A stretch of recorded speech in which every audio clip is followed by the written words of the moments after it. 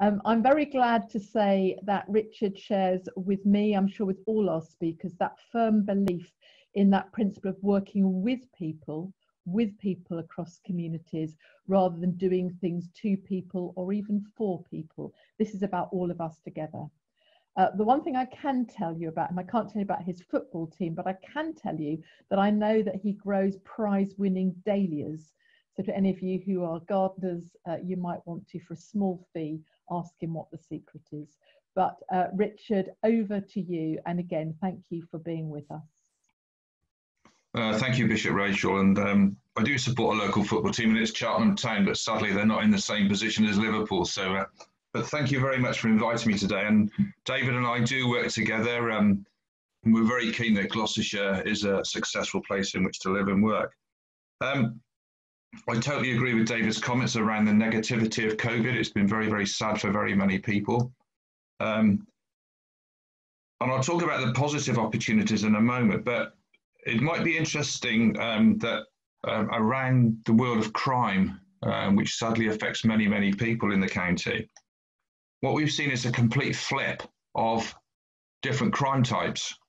A couple of weeks ago, I did a survey on the levels of crime in Gloucestershire, and whilst it's reduced by about 20% overall, which is really good news, what we've seen is a shift in the type of crime that's being reported to the Gloucestershire Police.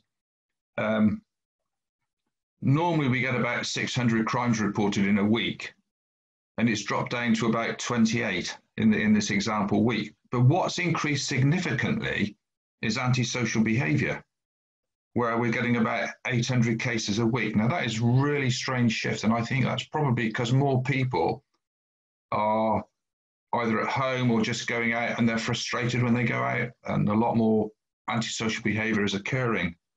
What we don't know yet, which is what I'm actually not dreading it, but what we don't know yet is once lockdown is totally released, how many victims of sexual violence and domestic abuse will be reporting.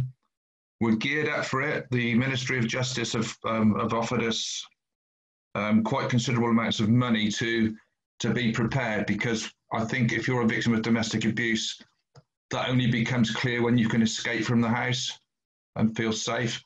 And that's both male and female victims, which we have a lot of in Gloucestershire. So we're waiting for that to happen. We are prepared, and we hope the increase isn't as significant as we fear.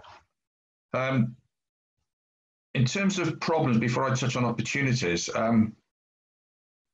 one of the things that we're witnessing, and one of the things I really care about, and I know David does from his position as chair of the Summerfield Trust, is the sustainability of our local projects and our local charities. This is a really important issue for Gloucestershire, just as much as businesses, because if some of those local projects and charities collapse, what will be the impact on society? And it's really, really important that we think about this.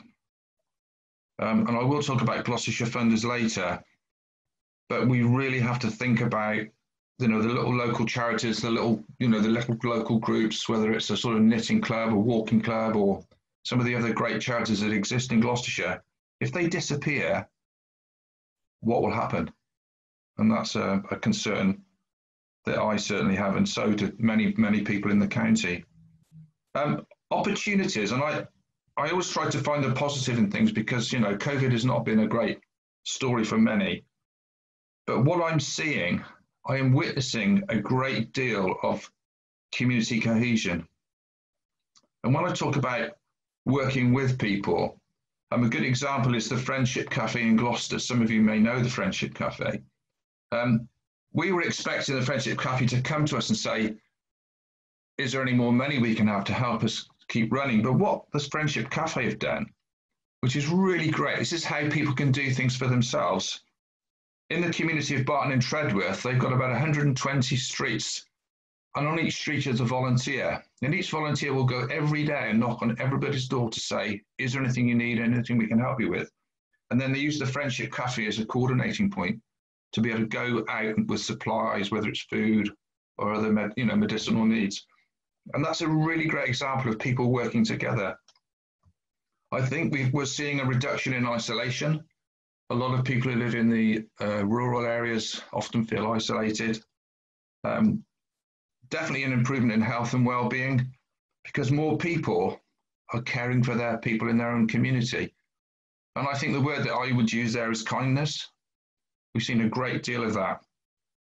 And I think, you know, from the perspective of the church, the fact that you've got stronger communities through the COVID epidemic, it's got to be a benefit to you and your colleagues because your community is far stronger and far more connected than a lot of villages who mainly either have got people that are at work all day and don't know the name of their next door neighbour or other people in their streets to actually helping people more, and they get to know people more, and there's a lot more, I think there's a lot more happiness, a lot more connectedness, which is really important.